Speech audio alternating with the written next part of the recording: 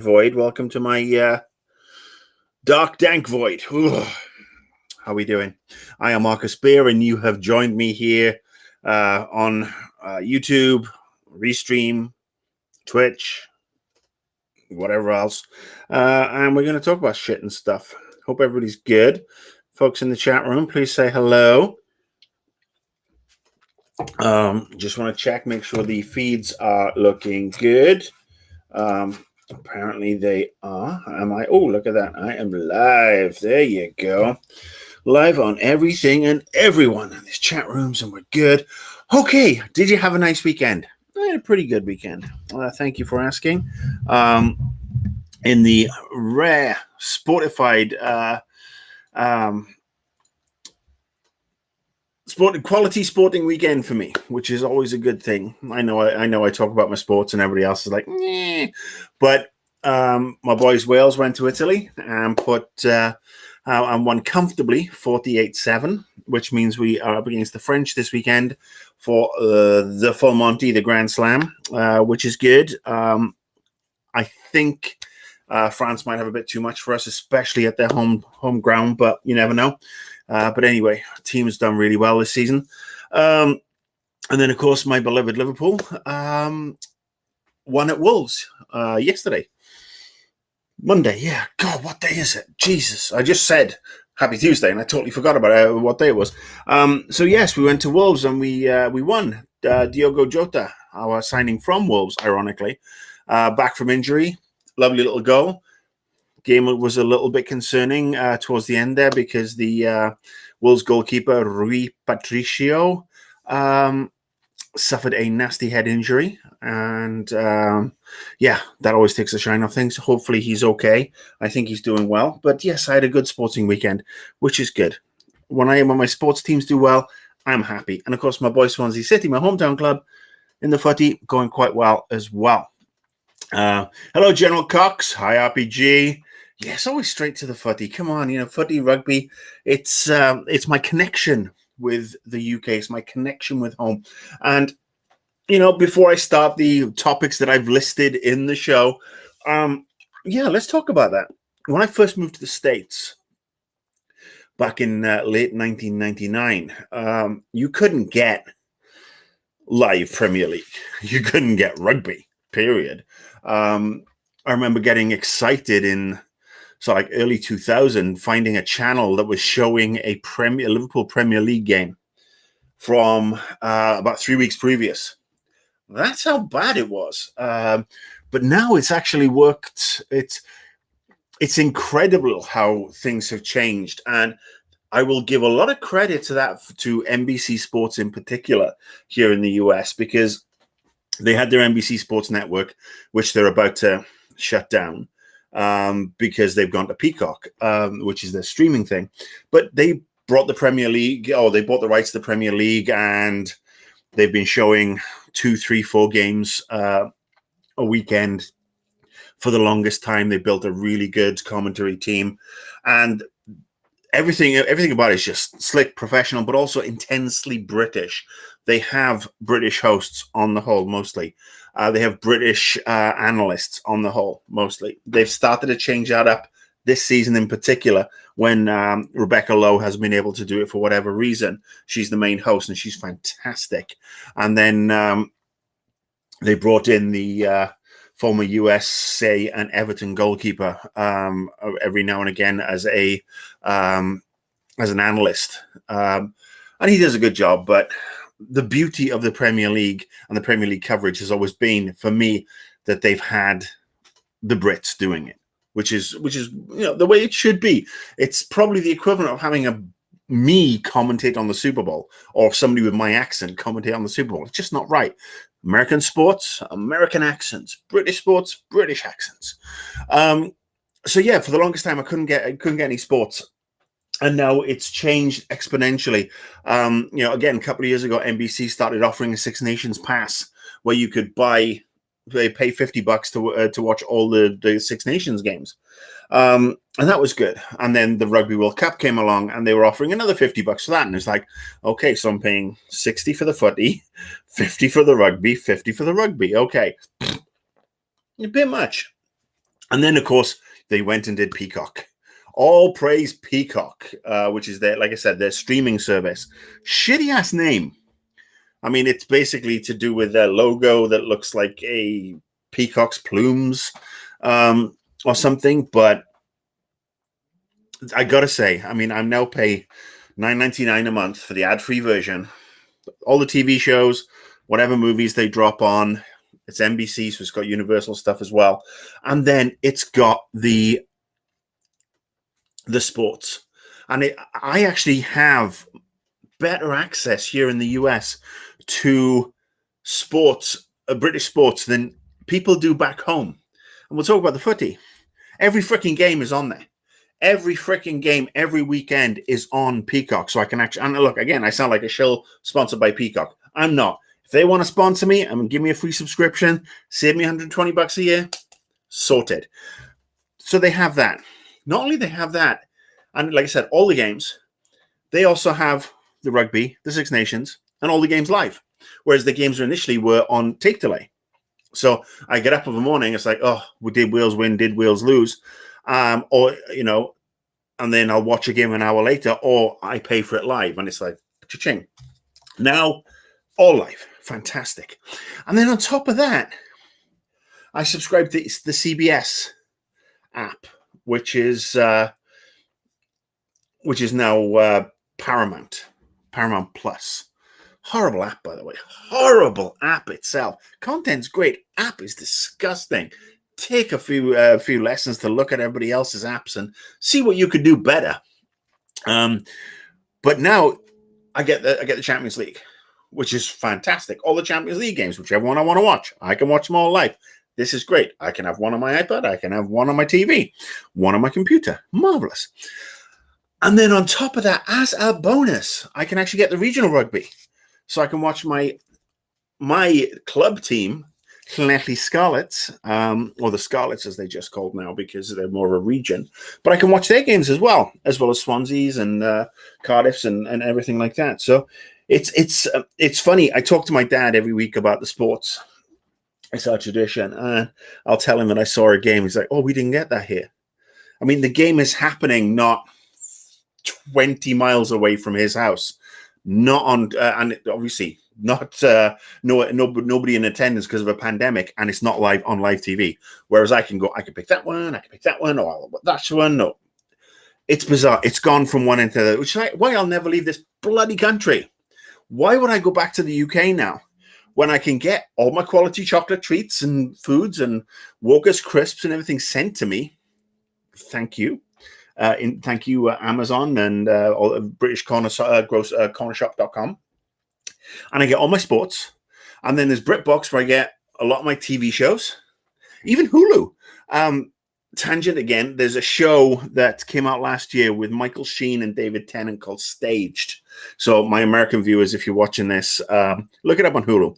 It's funny. It's basically just, it's these guys in Zoom in a like fake environment trying to put on a play.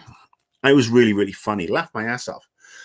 And Staged season 2 just dropped. And so I actually just watched an episode with the wife before coming in here.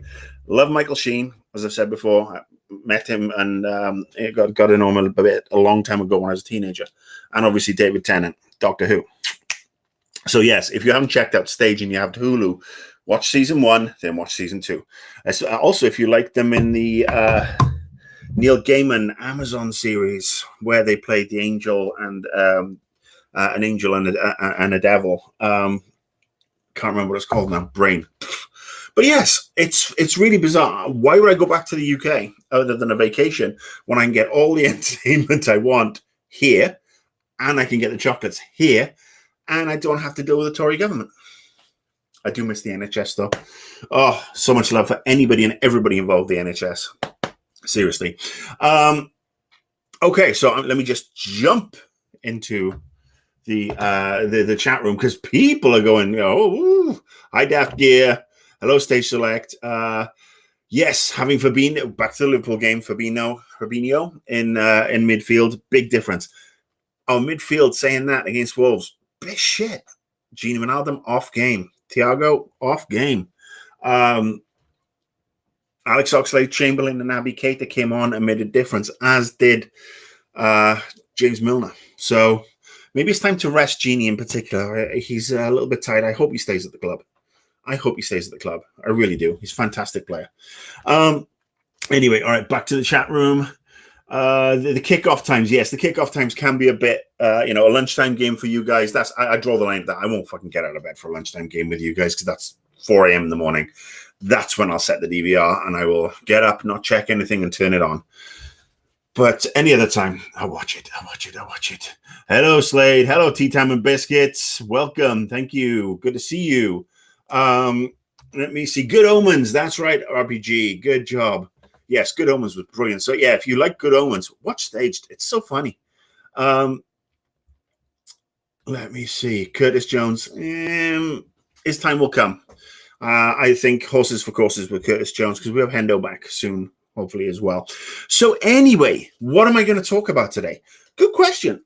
Because, honestly, this morning I was like, well, shit, what am I going to talk about? Sorry, I'm sucking on my my thing. New mug today. Caffeinate. This came for Christmas. So yes, a nice cup of oolong. So yes, I was like, what am I going to talk about today? Because I try to plan the shows out weeks in advance. Do I fuck? I do try and put some, obviously put some thoughts and plans into things. But sometimes, it's a slow news week. I got some bits and bobs up here that we can talk about. And the main thing we're going to talk about today is in preparation for the release of the Snyder Cut on Thursday of Justice League, which I will go into because I'm going to watch it on Thursday, maybe even twice. That's how much I'm committed to you guys and girls. I'm going to watch it twice so I can come back to you and say, so yes, I'm going to break it down, talk about it, go through it. And everybody knows I'm a huge Zack Snyder fan. Not. But everybody knows I'm a huge comic book fan. And obviously I love the MCU and I love DC.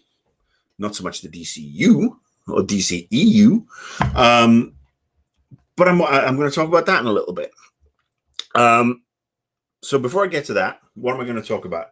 Oh, okay. So you've heard about the Outriders love that I've been giving that particular demo. If you have a working Xbox, which I don't, and you have the Xbox Games Pass, congratulations. Outriders will be available day and date, so you can get in and play. So if you pre-ordered it, you may need to cancel that pre-order. If you pre-ordered through Microsoft, you have to manually cancel the pre-order because you'll still buy it because they won't cancel it for you. Now, you may want to just buy it because, games come, games go. I'm still going to buy it on PC because it's not coming to the PC version. And, I'm going to buy it because I've played the demo. I'm going to give my pre-order money. I'm going to guess the DLC that comes with it as well. And yeah, I'm just going to enjoy it. But yeah, that's a good thing. Obviously, we've been talking about Bethesda a lot. Oh, Bethesda coming to Xbox Games Pass, and Aaron Greenberg and those guys saying, well, we want to make sure that the Bethesda content is on and services every system that has the Xbox Games Pass, which means Nintendo and Sony are fucked. Or are they? Will Microsoft talk to Sony and say, if you want this, you have to let the pass on? And Sony will say, fuck off. And then all of a sudden, there'll be no more Bethesda games on Xbox, which is going to be sad for Xbox games, for PlayStation fans of games like Doom and Dishonored, Deathloop. But Deathloop is coming. We know it's coming to PS4 and 5. They're not going to shit can that. But after that, Skyrim, will Fallout 76 continue to be on the PlayStation? Who knows? Stay tuned. Watch this space. So anyway, yeah, Outriders. Good deal if you got a network and Xbox. Okay, let me see. All right. Insane Baby Crip. Okay. This stream is about... Okay. Yes, I cover all the topics because literally this show has... is it a show? Is it a stream of consciousness? Is this just part of the greater simulation that we call life? Am I perhaps controlling the simulation? And this is my way of broadcasting to you while I fuck with your lives. Deep thoughts. Yes, Tangent Central. I should rename this, not Tuesdays and Fridays with beer. I should just call it fucking Tangent Central because I go off on them. Well, welcome, Insane Baby Crip. Thank you so much for your kind words. Okay, so yes, I know that there was some issue. You know, the people have been the live stream with the creators of Fallout 76 could get messy. The game was bad. Game's still not great for somebody like me, but a lot of people like it. Tis what it is. I'm not going to go back. I've talked about that one. Avengers is actually getting a little some tweaks. Those guys are saying that they're going to tweak it up. I think I talked about it on Friday. Anywho, one last check on the chat room before I go and talk about something else. Evil Gookie, did I get a new console? What are my thoughts on $69.99 price on games? Okay, I don't have a new console. And that's because they were impossible to get hold of, especially around launch. And they're still impossible to get hold of to a certain degree. And I'm not going to play a scalper. So on the plus side, I have, and as you know, again, anybody and everybody who's tuned in regularly will know I'm quite proud of my Alienware Aurora kick-ass monster PC that can play anything, including PS4 and Xbox games, and put them to shame simply because it was an expensive piece of kit and I love it. So yes, I will get them at some point. I will get a PS5 and I will probably get a new Xbox. My old Xboxes, but you know, hey, it is what it is. All right, and £70 again. Again, this is something I touched on, and this is where this is my own issues with competence and getting shit done with regards to the YouTube channels and Twitch and creating clips. I did talk about this a couple of weeks ago about the price of games, and I'll just do a quick, swift recap now. Games have obviously been around this price on and off, 50, 40, 50, 60, 70 pounds over the last 30 odd years. There were games that were £70 on the Super NES that were great market imports back in the day from Japan. Games are more expensive to create. But on the flip side, games are releasing more and more digital versions. Cost of goods, middleman, being cut out, being reduced. So it begins to equate out. DLC, season passes, supplement the cost of the games. I'm not a big fan of a new console generation allowing the feeling like a green light to publishers to up the price of the games. If you were going to sell me a 8-hour game and then you plan on selling me a season pass with everything else, I mean, just look at the Avengers. You better make that shit a reasonable price, because $60, $70 plus having to pay ongoing for season passes and this, that, and the other, not acceptable. Just saying. So I don't like that price point, unless if you're playing for, you know, the physical media, fair enough, boom. But we're talking about digital stuff. We're talking about digital stuff that could unfortunately go away any fucking moment because somebody yanks it from their store. Yeah, it's a tricky mess, but I don't like the prices going up, especially when the perceived value, from my perspective, is going down in a lot of cases. All right. So let's get by. Let's go on to the main topic, shall we? So, yeah, Outriders, Xbox Game Pass, good for you. Kind of jealous. I'll still give it a go. Before I get the main topic, there was another game I wanted to talk about, Evil Genius 2. This game's been in development for such a long time, and this is a niche PC game.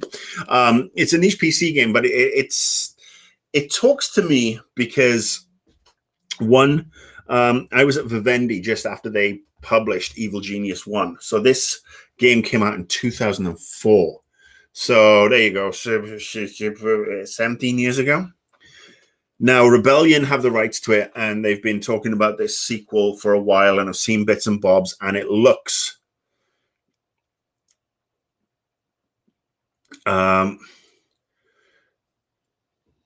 okay, sorry, forced paralysis. I'm sorry. You see a comment pop up, you're like, is that a compliment? Okay, we'll talk about that one in a minute. But yes, Evil Genius 2. It appealed to me. Like I said, I bought the original because, again, I grew up watching the Bond films and then the pastiches like in like Flint, Our Man Flint, etc., etc. If you watched an Austin Powers movie, that whole sort of like 60s Bond-esque evil villain, wahaha, sharks with freaking laser beams, volcano layers, and it was just fun. And it appeals to me because, again, Dungeon Keeper and Dungeon Keeper 2 are two of my favorite games of all time. And this took this concept, put it into a cool James Bondian campy 60s style, and then put it out there on PC. And game was flawed. Don't be wrong, game was flawed, but it was also fun. And so I've been watching Evil Genius 2 develop over the last sort of like 2 or 3 years in particular. And it's coming out at the end of this month, which is very, very exciting. And look, this is where I wish I had enough wherewithal particularly on this to be able to upload the video and show you the trailer video and everything. But go do a Google search for Evil Genius 2, watch the latest gameplay trailer. Basically, you get to be a bit of a dick. I mean, think Megamind, that's another one, or Despicable Me. It's that level. It's not being a bastard for, just like, ooh, I'm going to be a bastard and I'm going to hurt babies and blah, blah, blah, blah, blah. It's fun, silly cartoon violence. It's Wile E. Coyote getting his ass kicked over and over again while trying to do all the Acme stuff. And it's fun, and I'm looking forward to it. And I am going to go pre-order it, and I'm going to. That's two PC games. I'm going to go and pay for this month and buy, and it's going to be great. So yeah, I just wanted to share that one with you. Look it up. Let me know what you think about it. I'm looking forward to playing it and having some fun. Is it a single-player game? Yes, it is. Like I said, Google Evil Genius 2. Evil Genius 1 is probably on sale somewhere on the Steam store or GOG or something. I should probably download it, buy it and download it, because I have the disc here somewhere, I think, from the first game. But I don't have a PC with a CD-ROM drive anymore. Okay, so hang on. Force paralysis. All right, this. Before you, I thought old people. Right, before you, I thought old people were discussing an R word, but I'm actually pretty cool. I am old people, aren't I? I'm 50. Yeah, I'm the cool uncle nobody wanted. For a while, I was the cool big brother nobody wanted, and then I just got really fucking old. But not all old white men are douchebags. There are a shit ton of douchebag old white men, don't get me wrong, but I'm here to have some fun with you. I'm here to have some fun, talk about some things that appeal to me, and a lot, because I'm still a kid at heart in a lot of ways. I mean, shit, look, I still got Star Wars shit and Doctor Who shit and Aliens and Simpsons and all that fun stuff. But I'm just here to have some fun about what excites me. I don't have kids of my own. That wasn't on the cards. But I do have a beautiful wife, so I'm very lucky. Yeah, so I'm just here to have some fun. I'm not going to take the piss out of the young people. I don't like your music. I'll be honest.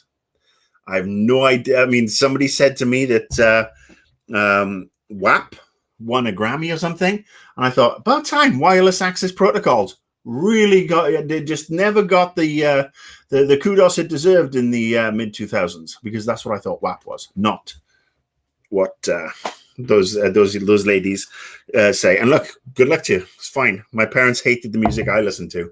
I listened to Run DMC, Beastie Boys, Public Enemy, Adam and the Ants, David Bowie, The Police. I mean, that was my era.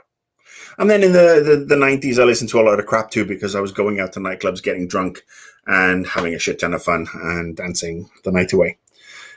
This old white man used to be able to dance. Oh. Okay, so yes, there you go. So, all right, let me see. Look, if you're 50, I was old 20 years ago. All right.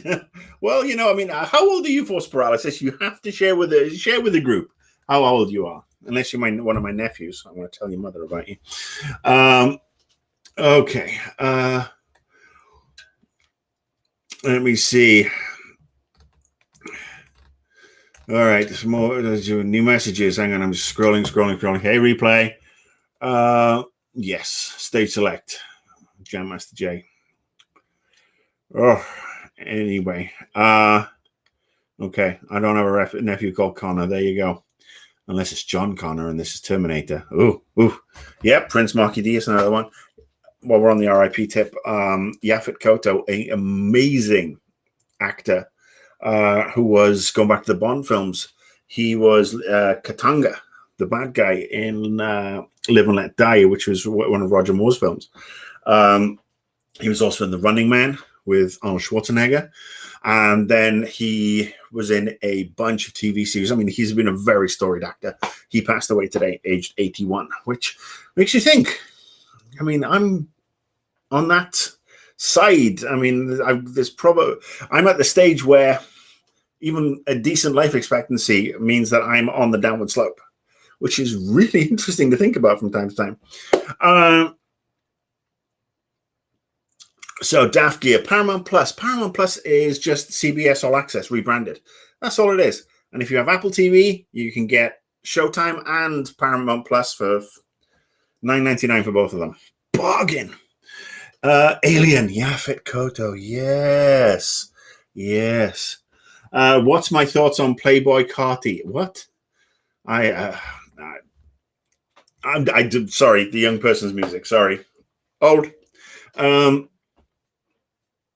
Okay, so we talked about Evil Genius 2. Great, fun.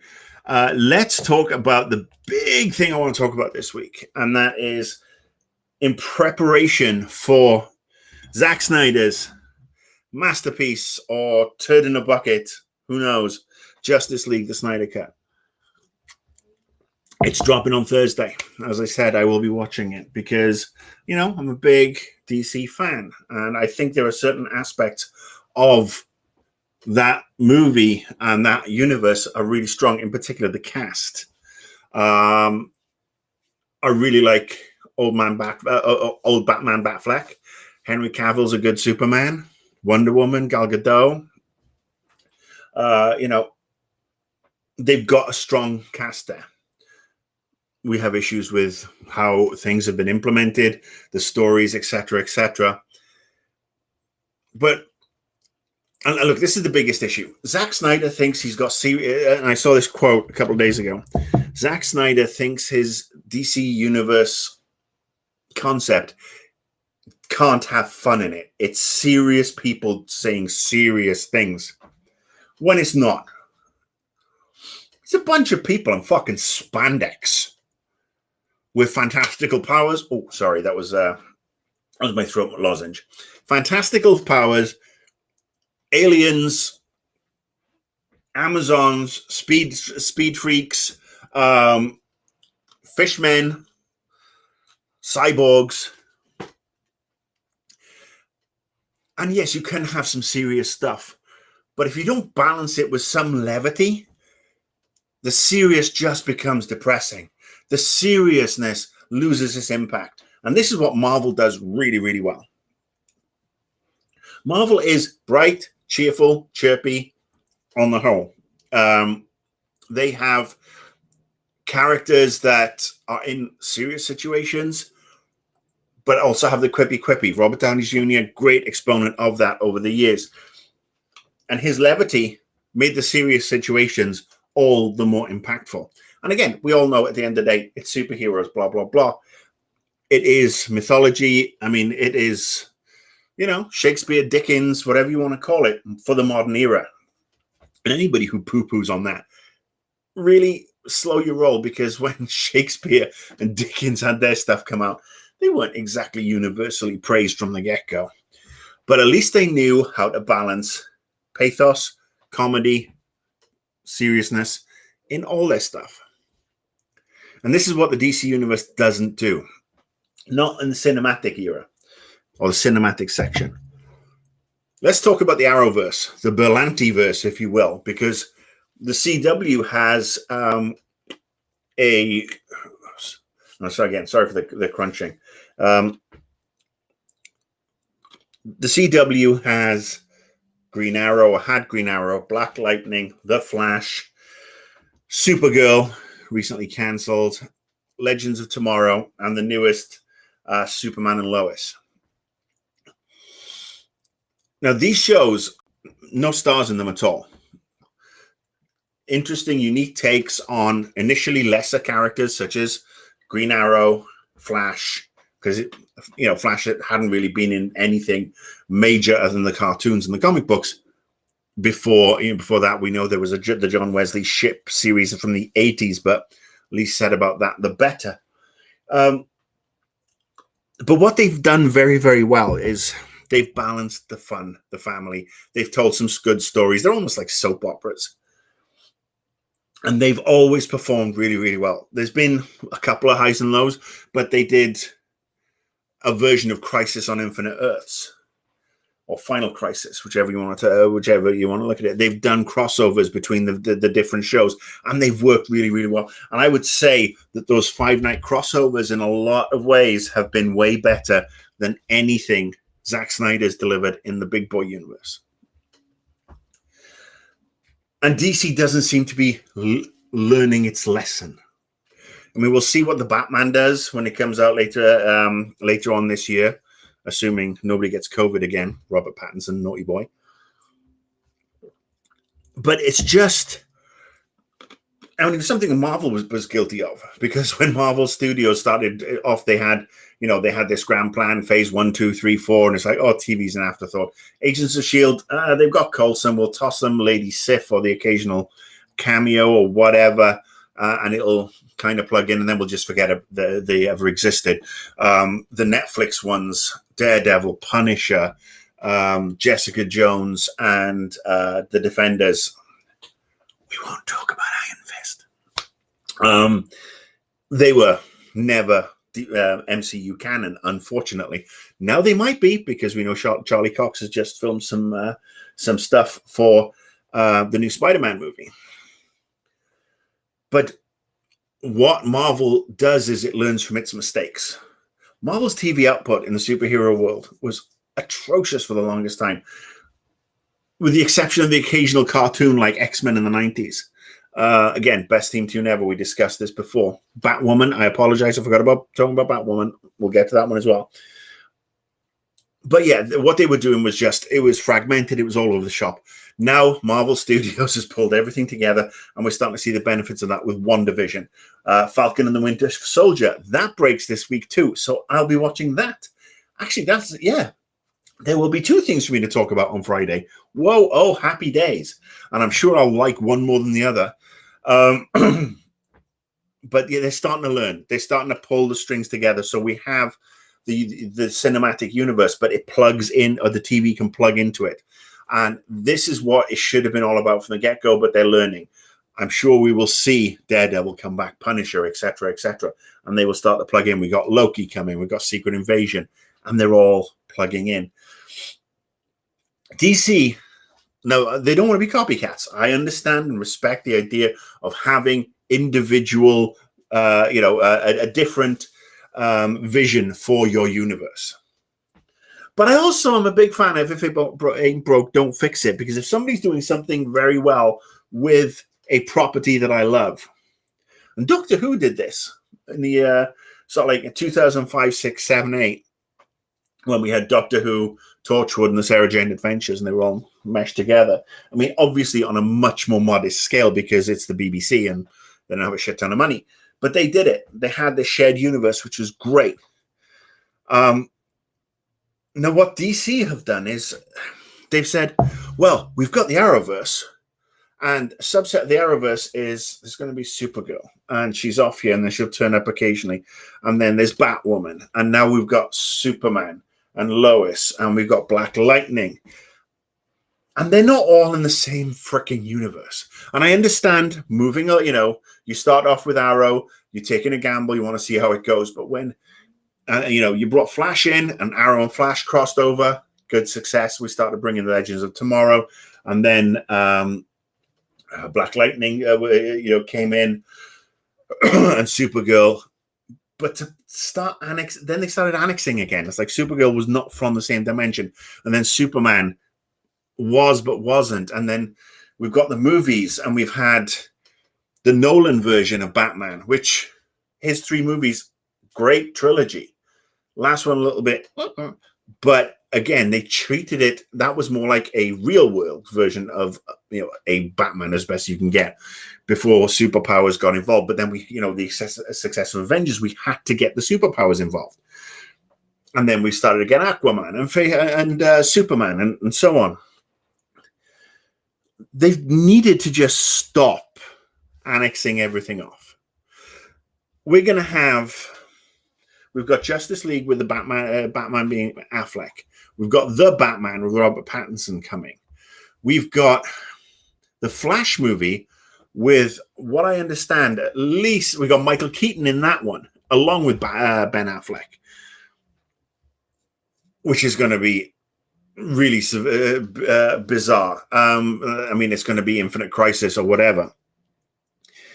It seems like they're replicating a lot of stuff when they could actually have a little more structure, a little more planning. I would love for DC to have stuff that plugs into the movies and bring it all under one fucking roof.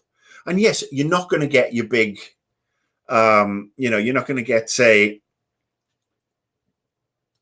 the Superman Lois love story that you get in a Superman movie. But keep that for the smaller screen, but have it plug in. And obviously, the tough thing is, it's like, we've got these big stars. These big stars don't want to appear on the CW.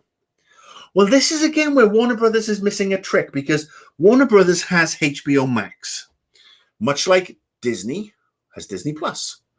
Now, Warner Brothers HBO Max is a fucking great service.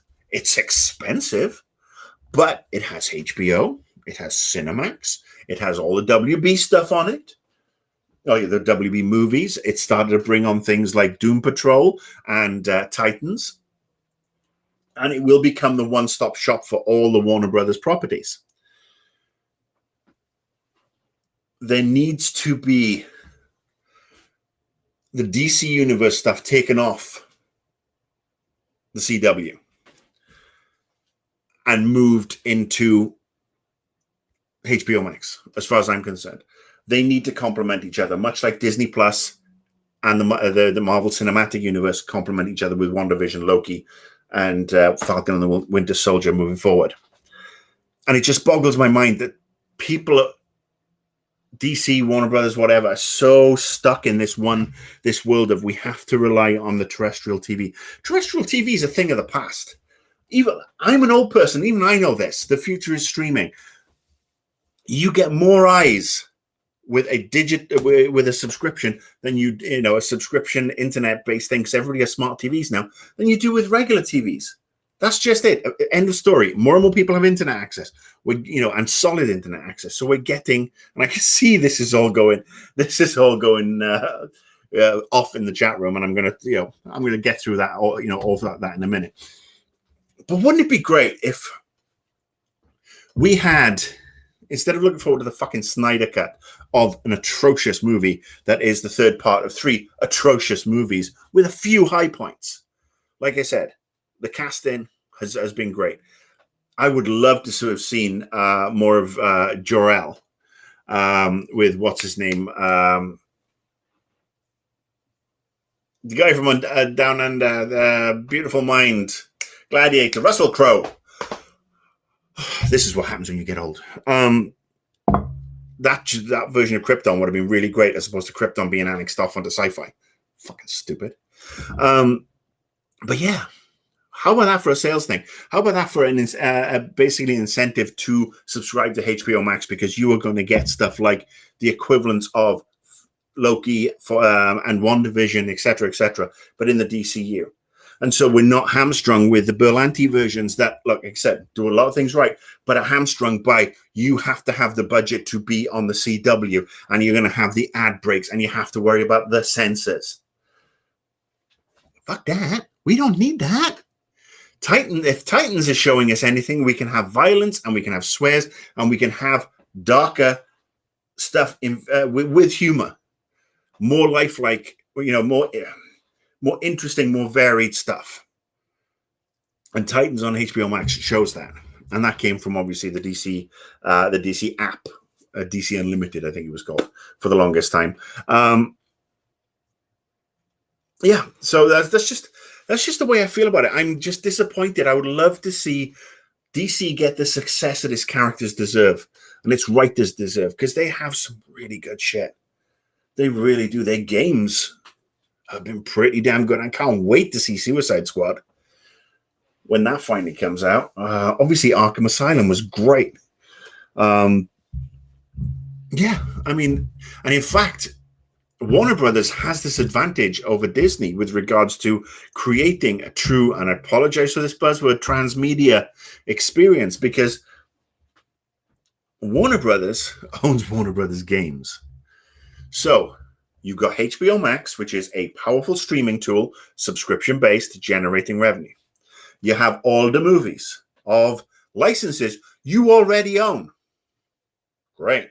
You also have WB Games, which has such potential to really support these movies and these TV shows. And then you've still got the publishing arm on top of that. You're publishing comics, you're publishing graphic novels, it could be an absolute joy to be a DC fan, to have the comic books and the movies and the TV shows all tie in, because somebody's got together, sat down and said, here's the coherent plan.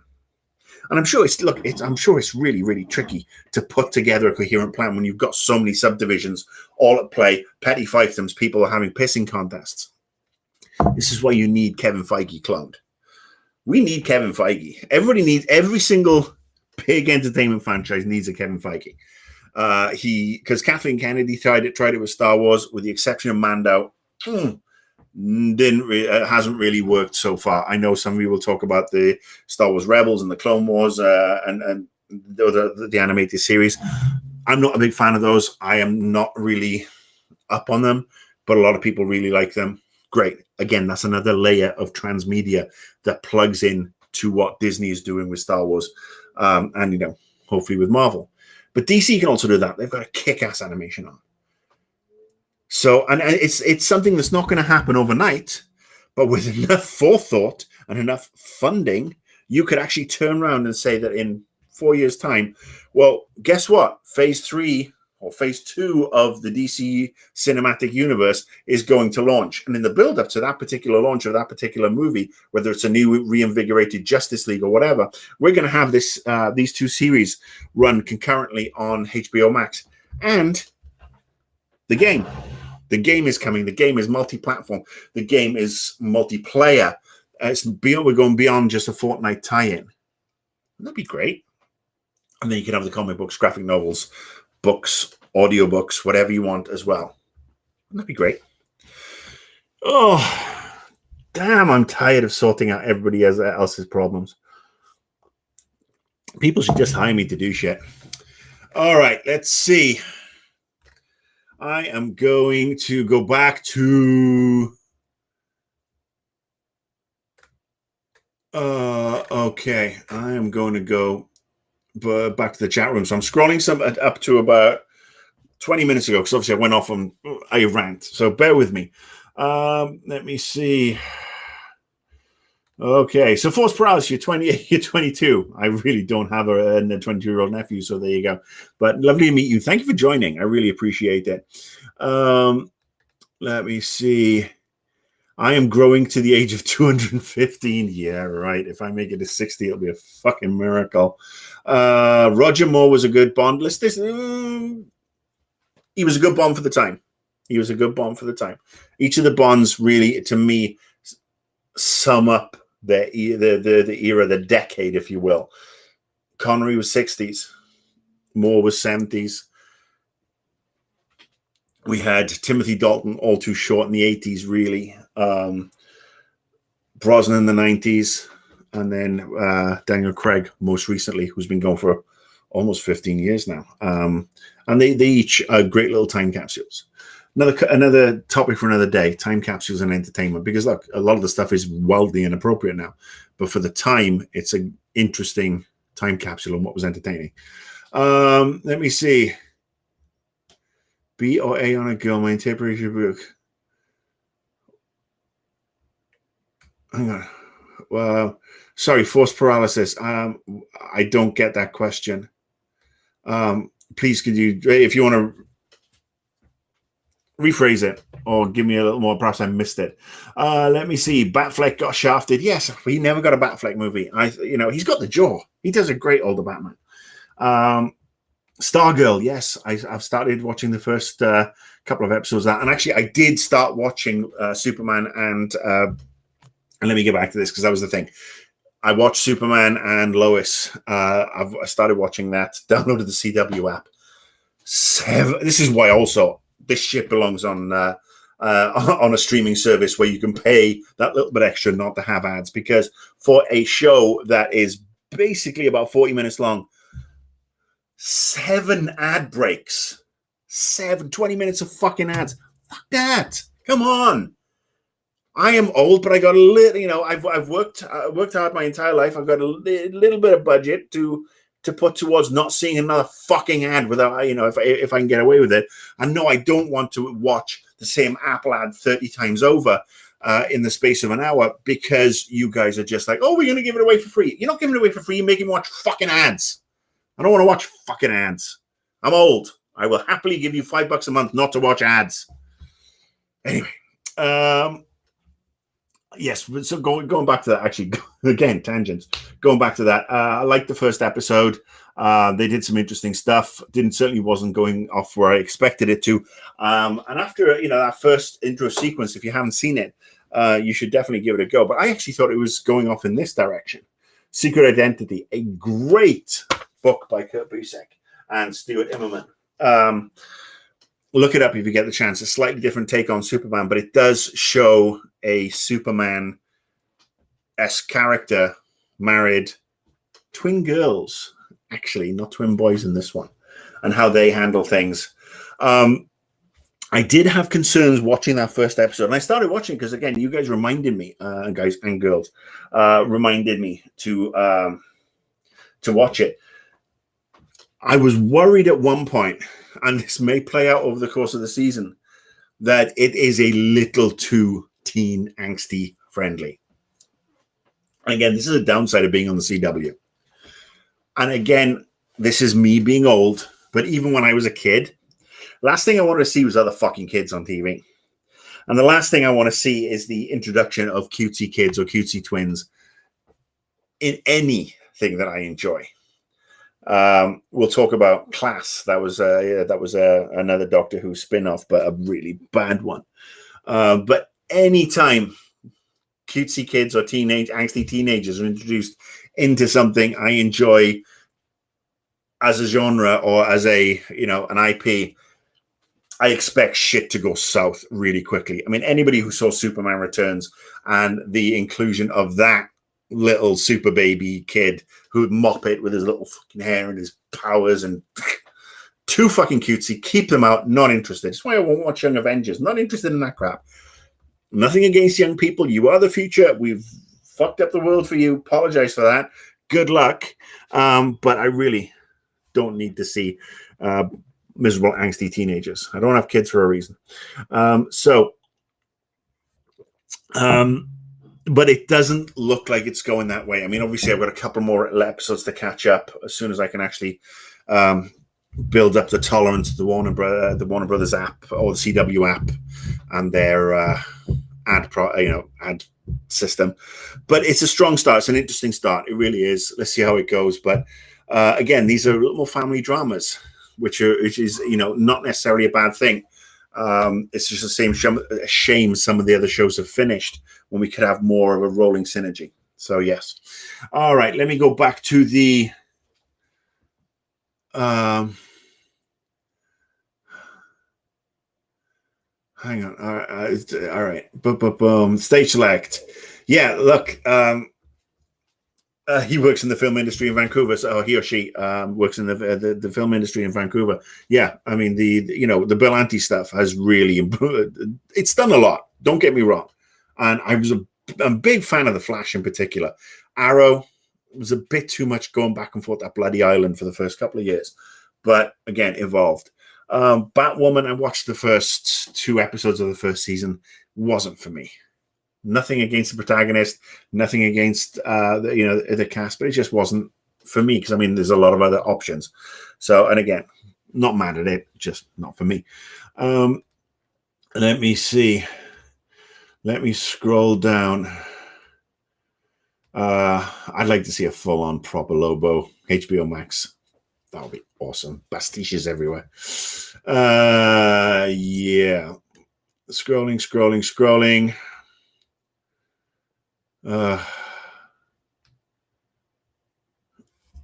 RP Genius. Yeah, look, the BBC, that license thing. Yeah. I love the BBC, but I get the versions of BBC shows that I get the cream of the crop. I don't get the crap, and I don't see half the shit that they repeat and all the stuff they waste the money on. So I feel you, Bogdan B. I'm streaming on Twitch. I should be streaming on Twitch as well right now. Let me check that feed. Yeah. Oh, there you go. I am still streaming on Twitch. Apparently it spazzed out, but there you go. This is why I can turn and look at things. Emerson, yeah, look, again, and I understand why Warner Brothers want to, they want to do the thing they do. They want to do the multiverse. They want to have their cake and eat it. I just would personally like to see stuff more brought together because I think it would be more interesting. And I like this grand web, if you will, as opposed to 40 different webs. Let me see. Well, Arkham is Rocksteady is working on doing Suicide Squad. That's going to be cool.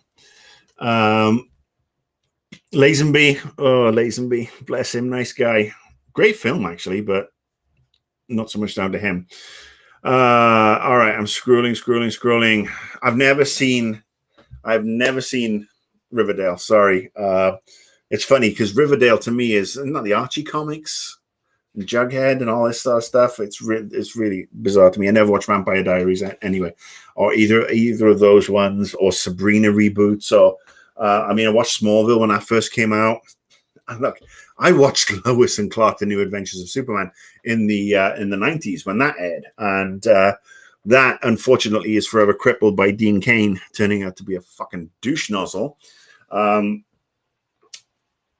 So I won't watch that anymore. And look, first couple of seasons were good, but it was so formulaic. It became very formulaic very, very quickly.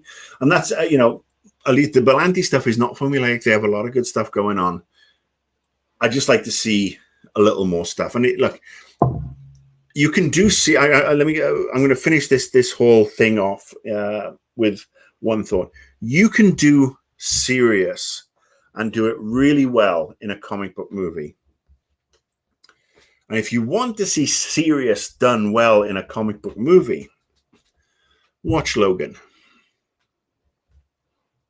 Based on the Old Man Logan books, introduces X-23, a little bit of humor, lot of sadness, a lot of drama. That is smart, intelligent. It got gypped in the fact it didn't get nominated for an Oscar, in my opinion. But Logan shows what can be done.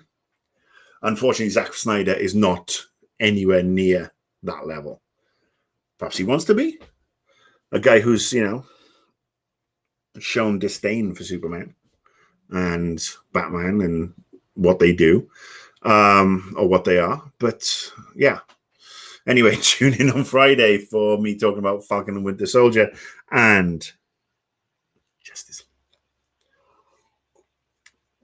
All right. Yes. Nice to see you, Jack. Thank you. Swamp. I never watched the Swamp Thing series. I should definitely watch that. I know it's available. I don't know. I'm kind of like I said, I'm working my way. Sorry, Emerson is saying about Titans. I am working my way through it. And I kind of like it. It's a slower burn, but it's a slower burn that's not necessarily a bad thing. There's a lot of shit going on in the background there, so I'm gonna work through that one. Let me see. Yes, well, Bogan B and me, you have the same issues that I do with regards to the DCU. Yes, Bone Disturbed, the animated movies, Justice League: A New Frontier in particular was also excellent. Yeah, Killing Joke, huge fucking misstep, huge misstep. But again, HBO Max has a lot of this stuff on there. The Dark Justice stuff.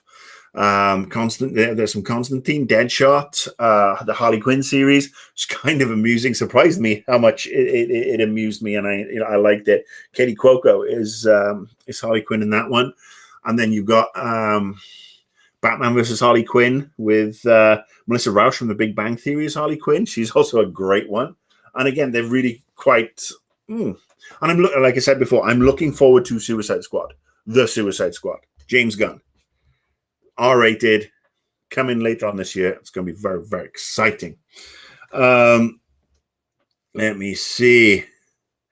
Linda, I'm not even going to pretend that to pronounce that one's Linda, but thank you. Prost, cheers. Thank you. Todor, thank you very much. It's nice to be back. Should Star Wars be sold to another company who should save the franchise in the whole form of LucasArts? No, I think Disney can do it. And look, we know we've got Obi-Wan coming, and we know we've got The Mandalorian Chronicles Season 3, which is supposed to be the Boba Fett story, maybe. Mando has done a lot of good things right, and again, we know we've got some other series coming. The problem with Star Wars has been the 6 movies that came after the original trilogy. And the fact that the franchise is still so beloved, despite the drag factor of the prequels, that if you edit the prequels down into one movie, is actually quite entertaining. As for the second, the final 3 movies in the Skywalker triple trilogy, the least said about those, the better. Force Awakens, entertaining, nostalgic, not shot for shot, but fucking remake of Star Wars. The next one tried to do some very interesting things. Certainly was more enjoyable than the very last one, The Last Jedi, which again is the first Star Wars movie that sent me to sleep every time I watch it. Yeah, so fucking hated it, in fact. And I'm sure I've said this before. I mean, having Rey and Darth fucking toilet brush having their psychic moments every 10 minutes, followed by a lightsaber battle every 10 minutes, just didn't do it for me. Really didn't. Bored me stupid. I even tried to watch it again on Disney Plus when it first came out. And by the time we got to our third lightsaber battle, I was like, and then that whole thing, and I'm not spoiling it. I'm going to have you can mute until I go like this, because I'm about to spoil the end of The Last Jedi. Ready? Muted me? Good. The whole fucking thing. She's Palpatine's granddaughter. Really? Can you imagine Palpatine? I mean, how did that even happen? It's like,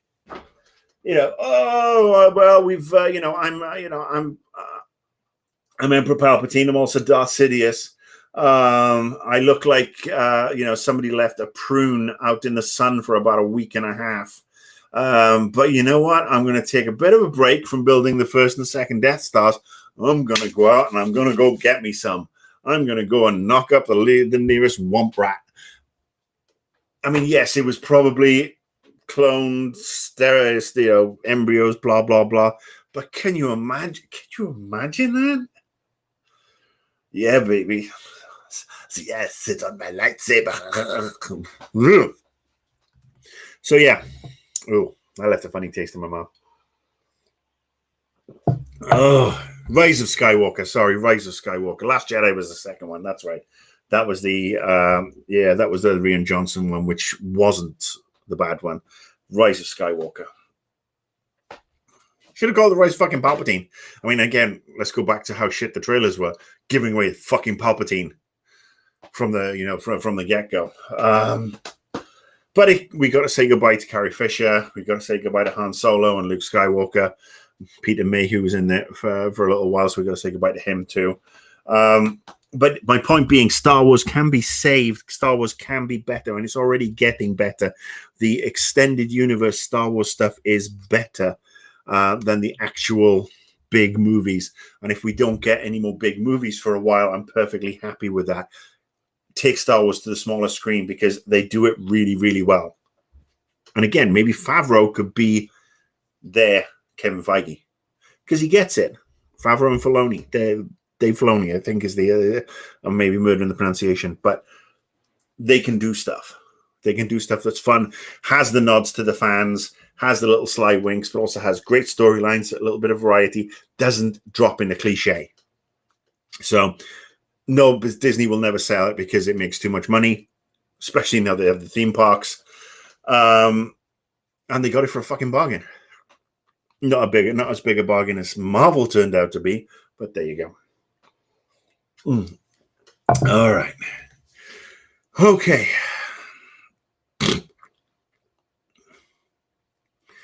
All right, there you go. I think I've caught up. Good God, I've been going for 1 hour and 1 minute, which isn't too bad actually, considering I didn't have that much to talk about today. Okay, so I've caught up with the things. If you have any last questions, I am going to answer any last questions for the next couple of minutes. And then I'm going off to the Discord server that if you are supporting me on the Patreon, and it's patreon.com/IamBeer. If you are even the base subscriber on Patreon, and this is the QVC moment. Oh, by the way, the spoilers thing. By the way, spoilers over. I forgot to say spoilers over. So maybe two people are just like, what the fuck's he doing? Yes, I started a Patreon. I have some really good people supporting me, and I appreciate it. Sebastian Ishgard and Mike Zero are my new ones. They've joined over the last week on top of the other kind folks who supported me.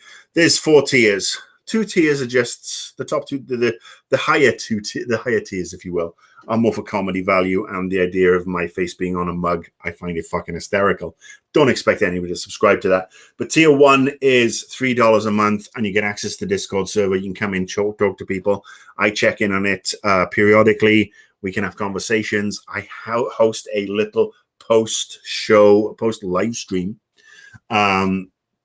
session where we talk again for another half an hour or so about various other things, not necessarily anything that we would normally talk about. We've had conversations about cooking, steaks, and air fryers. Wonderful. So yeah, you automatically get access to that, and that's the $3 tier. And then there's the $6 tier where you get access to live streams, as in a subscriber only live stream, or a Patreon level 2 live stream only. And I will do that. The first one is actually going to be this weekend, probably Saturday.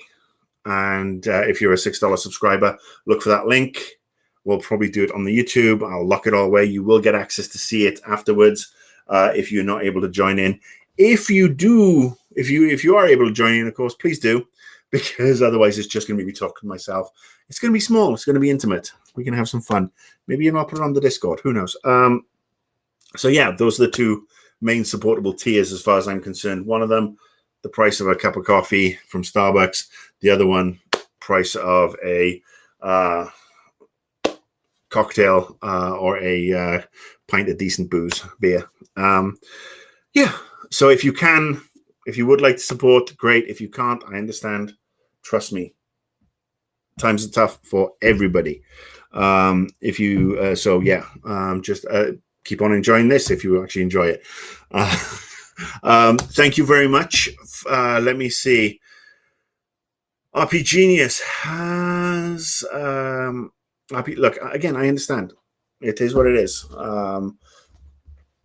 I'm happy to do this twice a week and everybody gets to enjoy it. And I know you get some ads on some of the things. That's just the way it is. Because obviously I've still got to keep the lights on here as well, because I'm not working much anymore.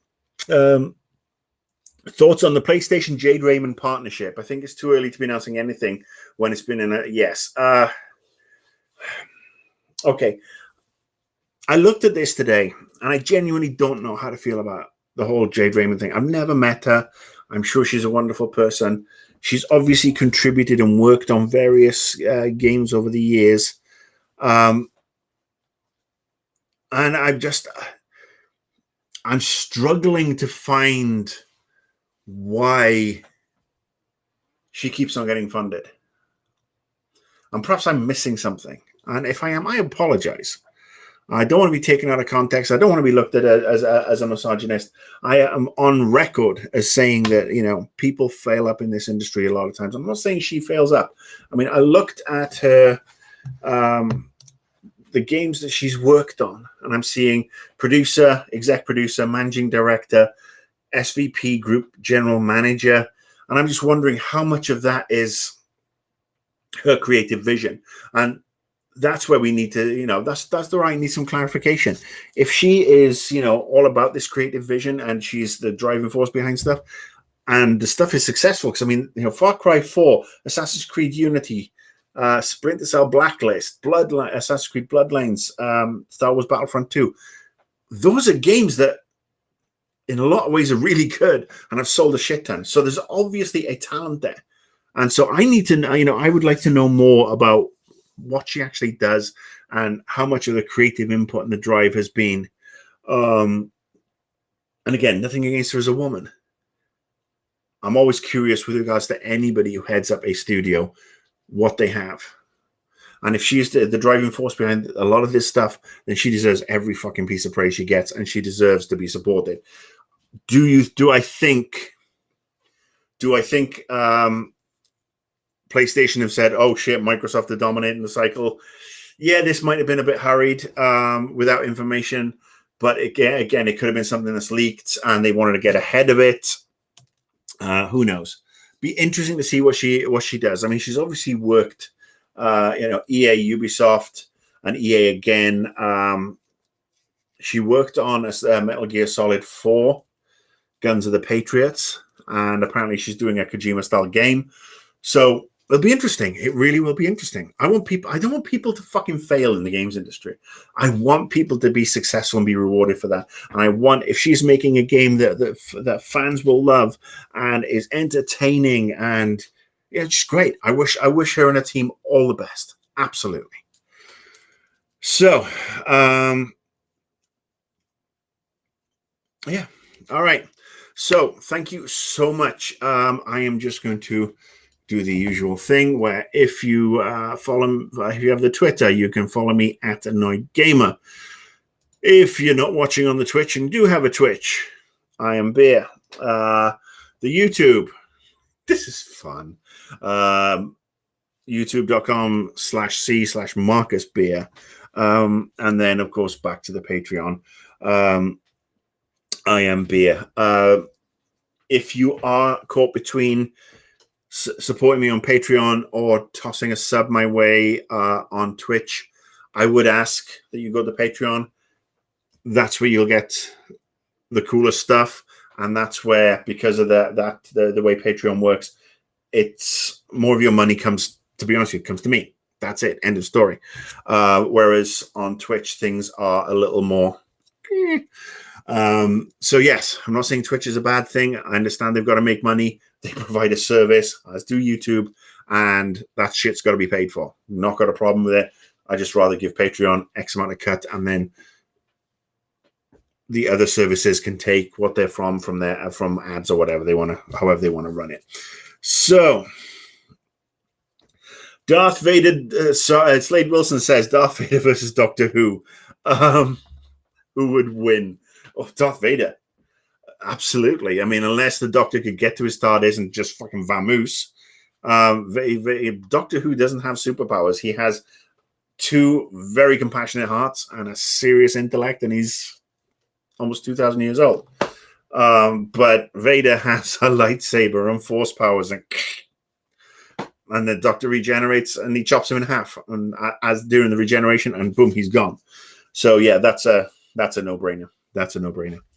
Anyway, Thanos v Vader. That would be interesting. Force powers against no Infinity Gauntlet, just Thanos the Destroyer. Okay. Could he use his screwdriver to stop his breathing? I think Vader be able to hold his breath long enough to do a force choke or break the hands or pull the screwdriver. Trust me. Plus, the Doctor isn't a murderer. He doesn't like to do things. He likes to solve conflict using his or their brain. All right. That's it. I'm off to the Discord. Thank you very much for tuning in. Join me on Tuesday, same time, 2 p.m. Pacific Standard Time. Don't forget, we have had the clocks go forward an hour, spring forward as they tend to do over here. So that's an hour nearer Central European time and UK time, etc. So adjust your clocks accordingly. Watch out on Twitter for the announcement. Check your YouTube announcements or whatever. So yes, we'll be back.